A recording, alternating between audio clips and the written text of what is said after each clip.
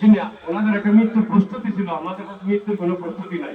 এরপরে ওই দিনও মারা গেছে কবি সাহেব, কোটি কোটি টাকার মালিক, উনি ওসিয়ত করে গেছে আমার মৃত্যুর পরে কেউ নাই কি কোনো কথা কইবেন না, আমি কি করছি না করছি, আর আমার জন্য আমার রমজানে মৃত্যু দেয়, রমজানে আল্লাহ মৃত্যু দিচ্ছেন।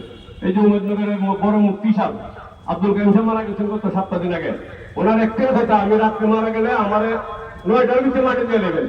যাই হোক, আমরা সবাই ইফতের প্রতীক, কেউ ইফত ছাড়া আমাদের কোনো গতি নাই, জন্মর পরে মৃত্যু আছে। আচ্ছা, ওনারা আপনারা যারাই ছিলেন, ওনার মা বাবা তার ব্যবসা করতেন, তেল বিক্রি করতেন, ওই যে রাশিদ মাজুমের ঘরের কর্নারি, ওনার রাশিদ মাজুমের ছোট ভাই, ওনারা মাফ করে দিবেন।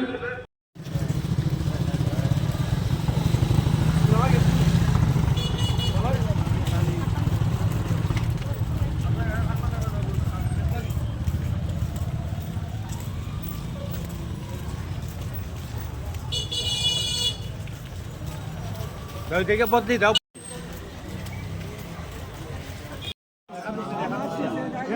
ওই কি টাকা কইছে আনো পুরো ওই জীবন ভাই পুরো যাও ওই কি জানে পুরো আইছে পুরো উঠে গেলাম না দাও গেলাম না দাও